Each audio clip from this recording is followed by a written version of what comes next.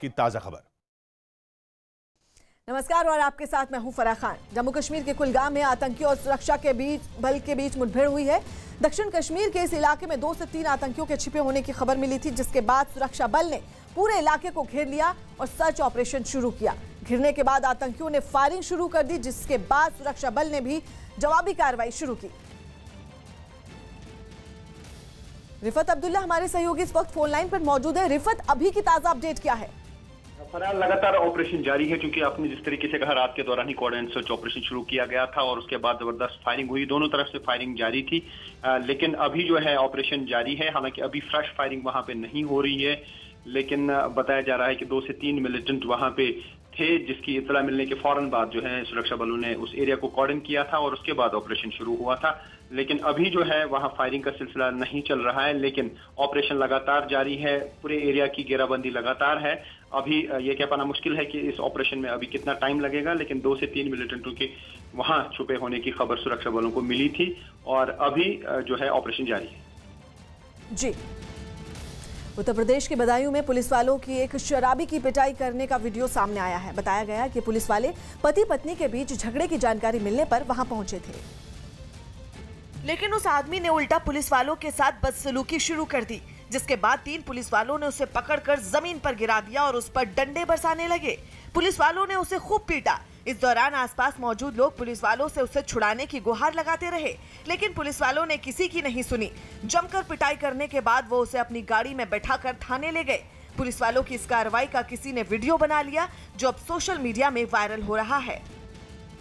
उत्तर प्रदेश के फर्रुखाबाद में कुछ लोगों ने एक बाइक सवार को बंधक बना लिया, जिसे छुड़ाने के लिए पुलिस को काफी मशक्कत करनी पड़ी। पुलिस के मुताबिक पकड़े गई की बाइक से एक बुजुर्ग को टक्कर लग गई थी, जिसके बाद उसके परिवार वाले बाइक सवार को पकड़कर अपने घर ले आए और एक खंबे से बांध दिया। आरोप है कि इस दौरान उसकी जमकर पिटाई भी की गई। मामले की जानकारी मिलने पर पुलिस वहां पहुंची और बाइक सवार को छुड़ाने की कोशिश की। कानून को हाथ में लेगा, पुलिस काहे के लिए? एक्सीडेंट हुआ, वो भी मुकदमा लिखाया जाएगा। पुलिस के आने के बावजूद आरोपियों ने बाइक सवार को नहीं छोड़ा। हालांकि बाद में पुलिस ने आरोपी को खदेड़ते हुए पकड़ लिया, जिसके बाद बाइक सवार को भी छुड़वाकर घर भेजा गया। कोलकाता में आग की घटनाओं पर काबू पाने के लिए दमकल विभाग ने 4 देसी रोबोट खरीदे। दमकल विभाग की जरूरतों को देखते हुए राज्य सरकार ने बीते दिनों अहमदाबाद की कंपनी से रोबोट खरीदने की मंजूरी दी थी और इसी के बाद जब ये रोबोट कोलकाता पहुंचे तो दमकल विभाग ने मंत्री सुजीत बोस के सामने इनकी क्षमता को परखा। कोलकाता में आप रोबोट्स बुझाएंगे आग। पहली बार देश में रोबोट्स लाए गए हैं फायर फाइटिंग के लिए। दमकल विभाग के लोग खाली मैदान में एक जगह आग लगाकर रोबोट से उसे बुझाने की कोशिश करते दिखे। कुछ ही पलों में आग पर काबू पा लिया गया और इसके बाद रोबोट से छोड़े जा रहे पानी की बौछारों की ऊंचाई देखी गई, जो 60 फीट से ज्यादा बताई गई। रोबोट के प्रदर्शन से संतुष्ट मंत्री ने बताया कि ऊंची इमारतों और केमिकल से भरे गोदामों में लगने वाली आग पर काबू पाने में इससे मदद मिलेगी। जो जगह में हम लोग नहीं जाने सकते हैं, वो जगह में रोबोट काम करेगा। बताया गया कि करीब 4 करोड़ की कीमत वाले ये रोबोट 200 मीटर की दूरी से रिमोट से चलाए जा सकेंगे। सुशांत केस में ईडी ने रिया चक्रवर्ती के भाई से 18 घंटे पूछताछ की। ईडी ने मनी लॉन्ड्रिंग केस में रिया के भाई से पूछताछ की। शौविक चक्रवर्ती से कल दोपहर से पूछताछ शुरू की गई थी, जो पूरी रात तक चली।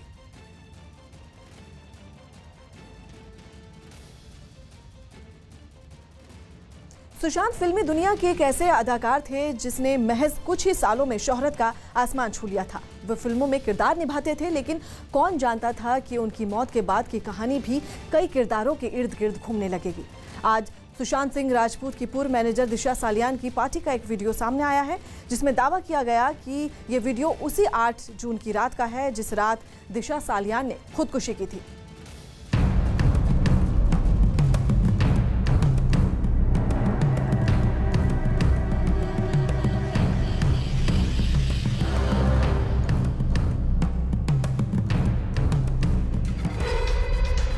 सुशांत केस की जांच में चौंकाने वाला वीडियो।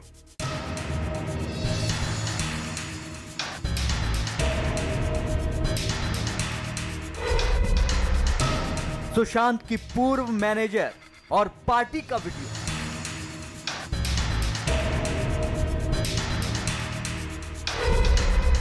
सुशांत की मौत के बाद अब दिशा सालियान की खुदकुशी पर भी सवाल।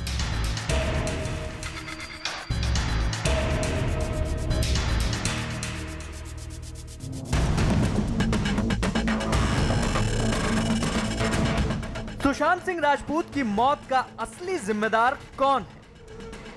किसकी वजह से फिल्मी दुनिया का एक उभरता हुआ सितारा दुनिया से चला गया? इन्हीं सवालों के जवाब तलाशने और सुशांत को इंसाफ दिलाने के लिए प्रवर्तन निदेशालय ने उन तमाम किरदारों पर शिकंजा कसा है जिसकी जिंदगी की कोई भी तार सुशांत सिंह राजपूत से जुड़ी हो। इसी कड़ी में एक चौंकाने वाला वीडियो सामने आया है। दावा किया गया है कि यह वीडियो 8 जून की रात को हुई पार्टी का है, जिसके 1 घंटे बाद दिशा सालियान ने खुदकुशी कर ली थी। सुशांत सिंह राजपूत की पूर्व मैनेजर दिशा सालियान के इस वीडियो को लेकर इसी बात का दावा किया जा रहा है कि जिस रात दिशा ने खुदकुशी की उससे ठीक 1 घंटा पहले दिशा और उसके साथी इस पार्टी में खुशी से झूम रहे थे।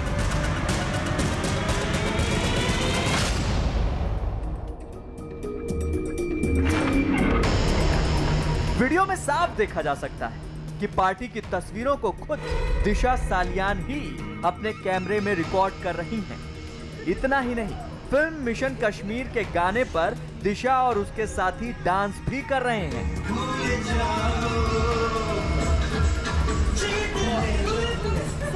तो सवाल उठता है कि आखिर दिशा सालियान की मौत की वजह क्या है? अगर दिशा खुश थी तो अचानक उन्होंने खुदकुशी जैसा कदम क्यों उठाया? 8 जून की रात पार्टी में ऐसा क्या हुआ कि दिशा ने खुदकुशी कर ली? क्या दिशा सालियान और सुशांत की मौत का कोई आपस में कनेक्शन है? 14 जून को सुशांत सिंह राजपूत की संदिग्ध हालात में मौत हुई। उसके ठीक 6 दिन पहले यानी 8 जून को उनकी पूर्व मैनेजर की भी संदिग्ध हालात में मौत हुई। हालांकि इन दोनों मामलों को खुदकुशी के तौर पर देखा जा रहा है, लेकिन 8 जून को दिशा सालियान के पार्टी करने का जो वीडियो सामने आया है उसने इस मामले को और पेचीदा कर दिया है। क्योंकि अभी तक तो यही माना जा रहा है कि दिशा सालियान और सुशांत सिंह राजपूत का मामला खुदकुशी से जुड़ा है, लेकिन पार्टी का यह वीडियो दिशा की मौत की कुछ और ही कहानी बयां कर रहा है। इतना ही नहीं, अब खबर यह भी आ रही है कि जिस बीएमसी ने पटना एसपी विनय तिवारी को कोरोना प्रोटोकॉल का हवाला देते हुए क्वारंटीन किया था, अब वैसा ही कुछ सीबीआई के अधिकारियों के साथ भी हो सकता है।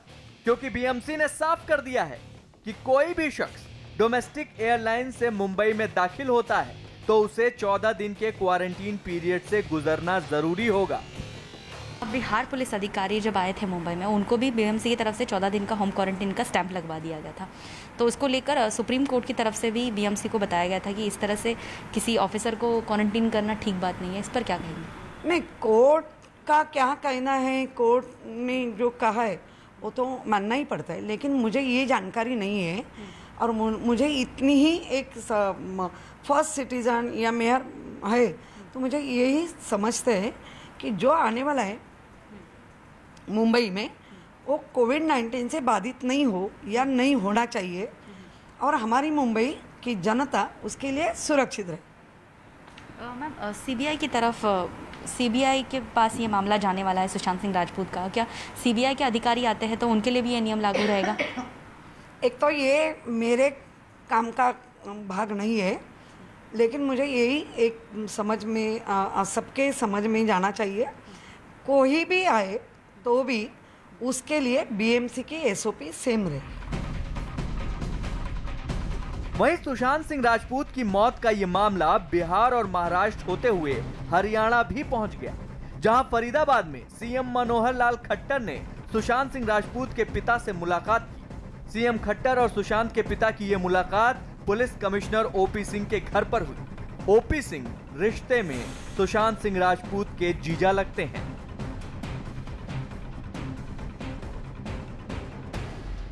दरअसल सुशांत सिंह राजपूत की खुदकुशी के केस में कौन सच्चा है, कौन झूठा है, ये तो बाद की बात है, लेकिन जांच के दौरान जो कुछ भी निकलकर सामने आ रहा है वो इस केस की फाइल को और मोटा कर रहा है। ऐसा ही कुछ रिया के कॉल डिटेल खंगालने से पता चला। पिछले 1 साल के दौरान रिया ने सुशांत को महज 142 बार कॉल किया, जबकि इस दौरान रिया ने सुशांत के स्टाफ को 502 बार कॉल किया। रिया ने अपने भाई शौविक चक्रवर्ती से 800 बार फोन पर बात की, जबकि अपनी मां संध्या चक्रवर्ती से 890 बार फोन पर बात की। यही नहीं, रिया ने सुशांत के सेक्रेटरी से 148 बार बात की थी।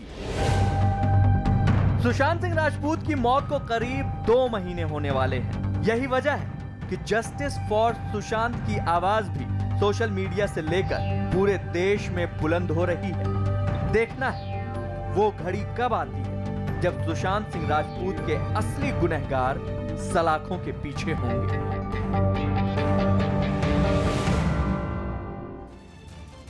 बदायूं में पुलिस वालों ने एक लड़के की पिटाई कर दी। यूपी के बदायूं में 3 पुलिसकर्मियों ने शराब के नशे में धुत एक लड़के की जमकर पिटाई की। यूपी के फर्रुखाबाद में एक बुजुर्ग को टक्कर मारने पर परिजनों ने बाइक सवार को बंधक बनाकर उसके साथ मारपीट की।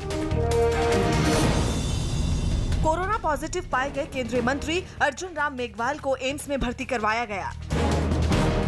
सांस लेने में तकलीफ के बाद मुंबई के लीलावती अस्पताल में भर्ती करवाए गए संजय दत्त की कोरोना की रैपिड एंटीजन टेस्ट की रिपोर्ट नेगेटिव आई है।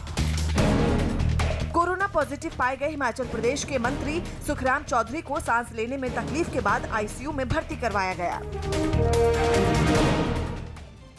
मध्य प्रदेश के हरदा में कांग्रेस ने बीजेपी की शिवराज सरकार के खिलाफ अनोखे तरीके से प्रदर्शन किया। कांग्रेस कार्यकर्ता फसलों की सरकारी खरीद न होने और बिजली के बड़े बिल जैसे मुद्दों पर सरकार का विरोध कर रहे थे। इस दौरान एक कार्यकर्ता बीन लेकर वहां मौजूद भैंस के सामने बैठ गया और उसके आगे बीन बजानी शुरू कर दी। किसानों का कर्ज माफ करो, माफ करो, माफ करो। इससे पहले ये कांग्रेस कार्यकर्ता एक भैंस लेकर सड़क पर उतरे और सरकार के खिलाफ मार्च निकाला। भैंस की पीठ पर भी एक बैनर लटका दिया जिसमें बिजली के बिल और फसलों की समर्थन मूल्य पर खरीद जैसी मांगे लिखी थी।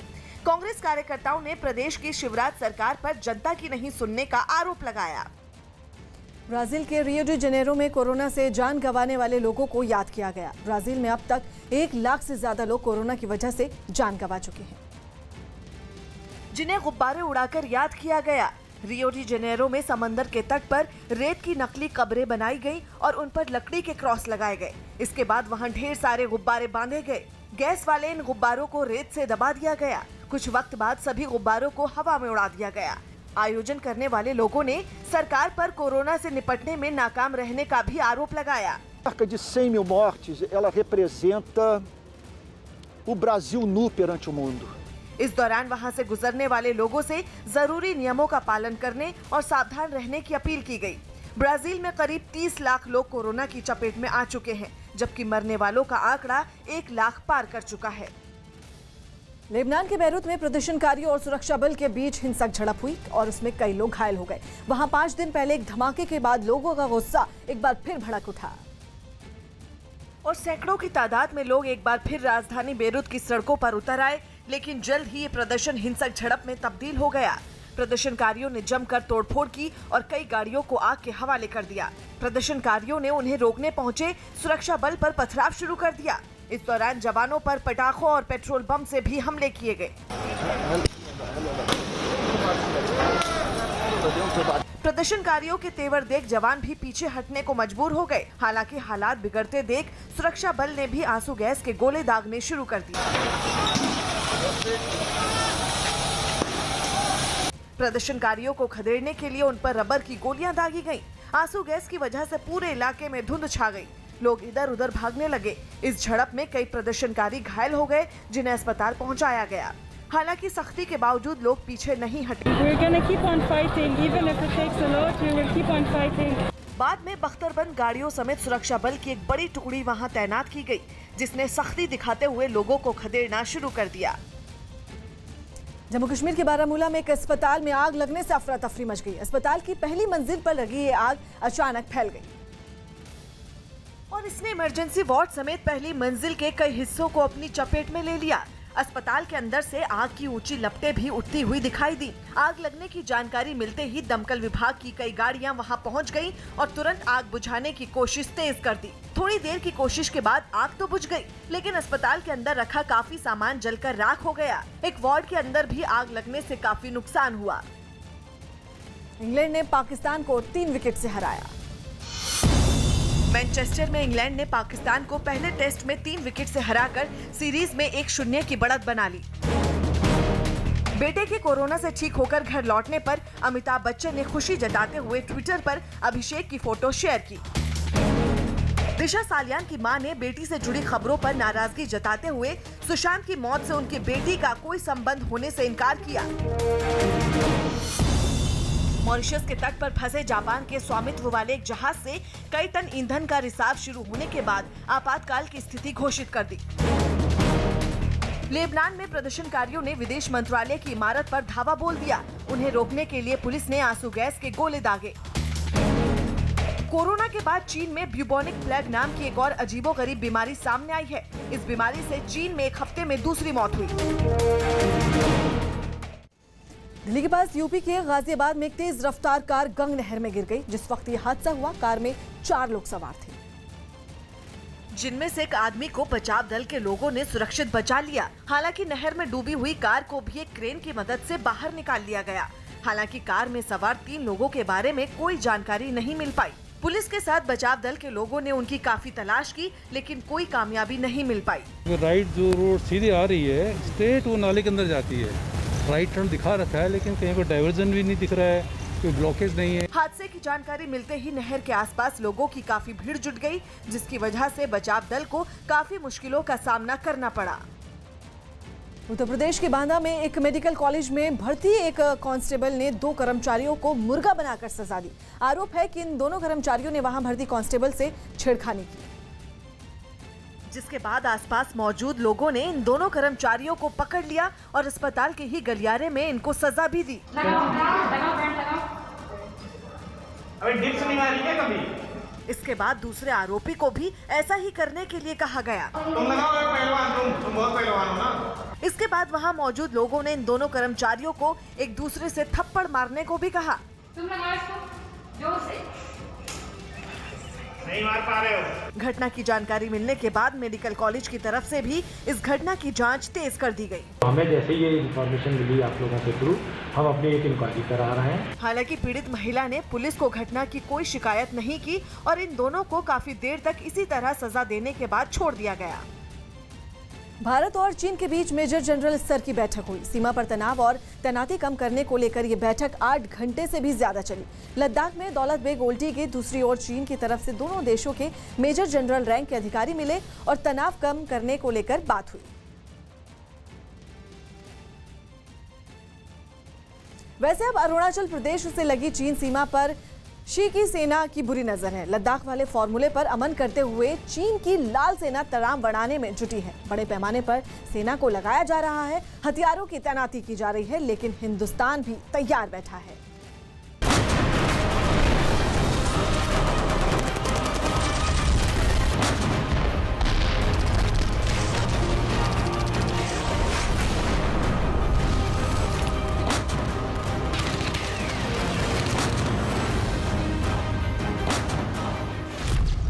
चीन की एक और बेईमानी, शी की सेना की एक और साजिश। पहले लद्दाख सीमा पर खाई मां, अब अरुणाचल प्रदेश सीमा पर चली चाल।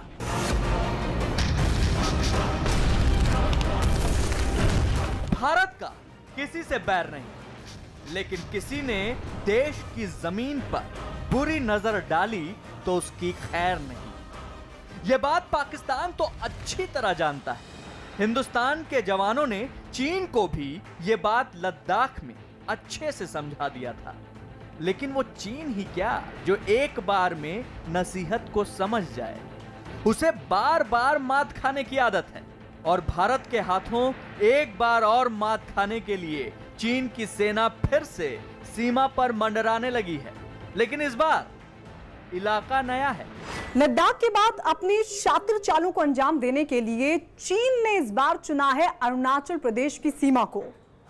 अरुणाचल प्रदेश पर चीन की नजर तो पहले से रही है, कई बार कोशिश भी की लेकिन हर बार मात खानी पड़ी। अब एक बार फिर चीनी सेना की हलचल अरुणाचल प्रदेश से सटे चीनी इलाकों में तेज हुई है और खास बात यह है कि इस बार तैयारी पहले से कहीं ज्यादा है। चीन के कब्जे वाले तिब्बत की सीमा से अरुणाचल प्रदेश का एक इलाका लगता है, सुबनसिरी। इसके ठीक सामने तिब्बत का लुंग इलाका लगता है, जहां इन दिनों चीनी सेना की हलचल बढ़ गई है। अरुणाचल प्रदेश के सुबनसिरी से लगे चीन के इलाके में पीपल्स लिबरेशन आर्मी की हलचल बढ़ गई है। तिब्बत के लुंग इलाके में चीनी सेना के कैंपों में अचानक से इजाफा हो गया है। उस इलाके में सैन्य वाहनों की आवाजाही भी बढ़ गई है और पहले से ज्यादा सैनिक भी देखे जा रहे हैं। चीन की मंशा साफ है, वो एक बार फिर से तनाव बढ़ाने में जुटा है और इस काम का वो माहिर खिलाड़ी भी है। तो एक प्रकार से चीन ने अपनी activity line of actual control में पूरा लद्दाख से लेकर अरुणाचल प्रदेश में बिल्कुल बढ़ा दी है और कहीं ना कहीं एक प्रकार तनाव भारत और चीन के बीच में बढ़ता जा रहा है और भारत इसके लिए पूरी तरीके से तैयार है। अरुणाचल प्रदेश सीमा पर भी चीन ठीक वैसे ही कर रहा है जैसा उसने लद्दाख की सीमा पर किया था। पहले सीमा पर सेना की तैनाती बढ़ाई, फिर सीमा पर निगरानी तेज कर दी। अरुणाचल प्रदेश सीमा पर कुछ वैसा ही किया जा रहा है। अरुणाचल प्रदेश की सीमा से लगे तिब्बत के लुंग में चीनी सेना के जवानों के हाथों में ड्रोन देखे गए हैं। चीन की सेना के अधिकारी अपने जवानों को ड्रोन उड़ाने की ट्रेनिंग दे रहे हैं। शायद मंशा भारतीय सीमा पर निगरानी की है। तिब्बत के लुंग में हेलीपैड तैयार किए जा रहे हैं। पहले जवानों की तैनाती में इजाफा, फिर ड्रोन की ट्रेनिंग और अब हेलीपैड का निर्माण। यानी चीन एक बार फिर से तनाव बढ़ाने के फॉर्मूले पर अमल कर रहा है। चीन जिस प्रकार से अरुणाचल के सामने अपने जवानों को ड्रोन की ट्रेनिंग दे रहा है, ड्रोन चलाने की, उसके वहाँ पर जो है अब अभी एक्टिविटी भी बढ़ गई है। उन्होंने गने आगे लेके आ गया है, आर्टरी गन, मिसाइल वगैरह, और उसके जो एयर फील्ड हैं जो कि स्पेशली नोगरी गोंसा और आपका होटिंग उसमें भी एक्टिविटी बढ़ा दी है। लेकिन चीन एक बात भूल गया, लद्दाख में मात खाने के बाद अब उसकी हर चाल कमजोर होती जा रही है और इस बार भी चीन के होश ठिकाने लगाने के लिए भारत तैयार बैठा है। शी की सेना की शैतानियों को देखते हुए हिंदुस्तान के रखवाले पूरी तरीके से तैयार हैं। थल सेना प्रमुख, वायु सेना प्रमुख अलग अलग सैन्य कमान में पिछले कई दिनों से दौरा कर रहे हैं और तैयारियों का जायजा ले रहे हैं। मकसद यही है कि हमारे जवान और हमारे हथियार चीन की हर साजिश का जवाब देने के लिए हर वक्त तैयार रहें। यह तस्वीर 6 अगस्त की है, जब थल सेना अध्यक्ष जनरल MAM नरवणे असम के तेजपुर पहुंचे थे। तेजपुर के दस्ते पर ही अरुणाचल प्रदेश की सीमा की सुरक्षा की जिम्मेदारी है। इस मौके पर जनरल ने पूर्वी कमांड के अधिकारियों से मुलाकात करके चीन से सटे सीमा को लेकर पूरी जानकारी ली। बात केवल अरुणाचल प्रदेश की सीमा और जमीनी ताकत की ही नहीं है। चीन की चाल को देखते हुए भारत पूरी तरह सजग है और थल के साथ वायुसेना भी कड़ा पहरा दे रही है। भारतीय वायुसेना के दूसरे सबसे बड़े अधिकारी vice chief air marshal Harjeet Singh Arora 7 अगस्त को लद्दाख के फॉरवर्ड एयरबेस पर पहुंचकर चीन को चेतावनी दे दी। इस दौरान सीमा पर चीन की सेना की हलचल के साथ हिंदुस्तान के गगन रक्षकों को किसी भी हालात के लिए तैयार रहने के लिए कहा गया। जवानों का हौसला बढ़ाने के लिए vice chief air marshal Harjeet Singh ने चिनूक और लाइट कॉम्बैट हेलीकॉप्टर भी उड़ाए। ये दोनों तस्वीरें चीन के लिए चेतावनी से कम नहीं कि जमीन हो या आकाश, LAC हो या अरुणाचल प्रदेश, शी जिनपिंग की किसी भी साजिश का जवाब देने के लिए हिंदुस्तान तैयार है। भारत की फौज बिल्कुल तैयार है। भारत के जो चीफ ऑफ आर्मी स्टाफ हैं जनरल नरवणे, वो गए हैं आपके 4 कोर के अंदर भी और ईस्ट सेंटर कमांड में भी, और एक प्रकार से हौसला अफजाई के लिए और बताने के लिए कि हम किसी हद तक जाने के लिए तैयार हैं। चीन के, अगर चीन अप्रैल 2020 की स्थिति में नहीं जाता है। हमारा मुद्दा है स्टेटस को 2020 अप्रैल तक जाना। अगर चीन इसके लिए नहीं मानता तो भारत लड़ाई के लिए भी तैयार है। चीन अब कितनी भी चाल चले, लेकिन अब उसकी एक नहीं चलने वाली। प्रधानमंत्री नरेंद्र मोदी की कूटनीति से शी जिनपिंग दुनिया में अकेले पड़ चुके हैं और अकेला चीन कुछ नहीं कर सकता। अगर कुछ करने की सोची भी तो इस बार उसे ऐसा जवाब मिलेगा कि संभलना मुश्किल हो जाएगा।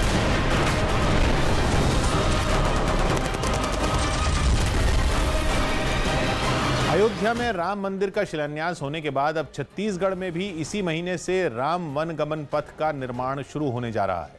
जानकारी के मुताबिक कोरिया जिले से सुकमा तक 2260 किलोमीटर में फैले इस राम वन गमन पथ को सरकार पर्यटन स्थल के तौर पर विकसित करेगी। इसके लिए सरकार ने ऐसी 75 जगहों को चुना है जहां वनवास के दौरान भगवान राम आए थे।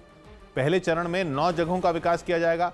137 करोड़ की इस परियोजना में रामायण से जुड़े किरदारों की बड़ी प्रतिमाएं लगाई जाएंगी और विकास का काम रामायण काल के हिसाब से किया जाएगा। इतना ही नहीं, 1400 किलोमीटर के क्षेत्र में सड़क के दोनों ओर करीब 1.5 लाख फलदार पौधे भी लगाए जाएंगे। बिहार में बाढ़ की मार झेल रहे लोगों के बीच अब खाने पीने की समस्या खड़ी हो गई है। अब तक बिहार के 16 जिलों के 70 लाख लोग बाढ़ की चपेट में आ चुके हैं, जिनमें दरभंगा जिला भी है, जहां गांव तो गांव शहर भी गर्दन तक पानी में भरा दिखा। शहर के एक मोहल्ले से सामने आई तस्वीरों में सभी मकान पानी में डूबे नजर आए। वहां की सड़क नदी में तब्दील हो गई और उस पर नाव चलती नजर आई। कुछ लोग इस नाव पर बैठकर गांव छोड़कर दूसरी जगहों पर जाते दिखाई दिए, लेकिन बहुत सारे ऐसे लोग भी दिखे जो घुटने भर पानी के बीच घरों में कैद होकर रह रहे हैं। कुछ लोग तो घरों में पानी भर जाने से पलंग पर बैठे दिखे, जबकि कुछ लोगों ने छतों पर अपना ठिकाना बना लिया। बताया गया कि उन इलाकों में एक इलाका है जहां पिछले 15 दिनों से पानी का कब्जा है और अब लोगों के सामने खाने पीने का सामान नहीं बचा है। खाने पीने का जो सूखा सामान था, आलू प्याज वगैरह, वो भी अब डूब गया। कुछ समझ नहीं आता है, क्या करें, दिमाग काम नहीं करता है सर। बाढ़ में फंसे लोगों ने सरकार और प्रशासन से मदद की भी गुहार लगाई।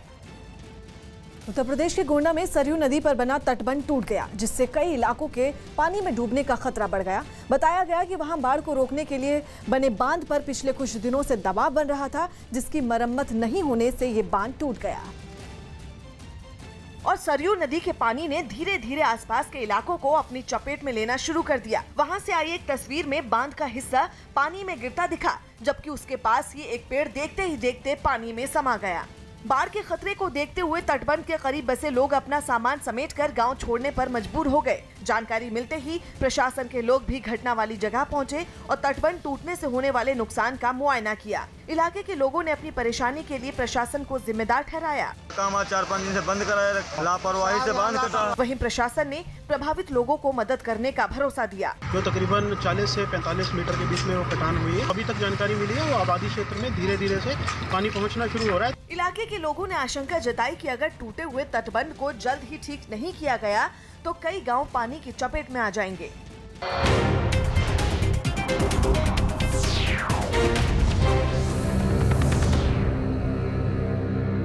ये जो मंदिर बना है ये अभी